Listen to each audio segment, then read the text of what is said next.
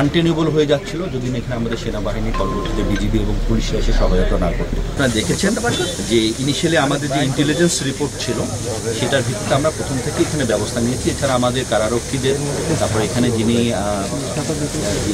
কারার ইনচার্জ হিসাবে আছেন তার সাহসিকতার জন্য আমরা এটা যথেষ্ট পরিমাণে আমরা ট্যাকল করি।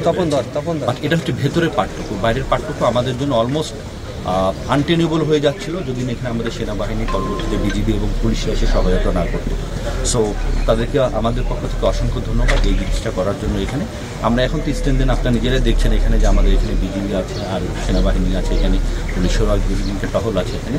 সুতরাং গতকালকে থেকে আজকের পরিস্থিতি অনেক বেটার এবং আশা করি আমরা এই জিনিসটাকে কাটিয়ে উঠতে পেরেছি এবং ভবিষ্যতে আমরা আরও সতর্ক। স্যার, মানে গতকালকে তো হামলা হয়েছে, আজকে আবারও অনেকে বলা বলি শুরু করছে যে আজকে হামলা হতে এমন কোনো আশঙ্কা আছে কিনা? না, আমাদের কাছে এরকম কোনো কিছু তথ্য সুপার পাই না। বা কথা হচ্ছে গতকালকে সিচুয়েশন অনুযায়ী আজকে আমরা সেভাবে প্রিপেয়ার আছি, যদি কোনো কিছু আসে বা কোনো কিছু আমরা টের পাই তাহলে অবশ্যই আমরা ক্যাপাবল। এবং আপনারা নিজেরাই দেখছেন যে এখানে আমাদের যতটুকু স্ট্রেনথেন করার দরকার আমরা ততটুকুই করেছি।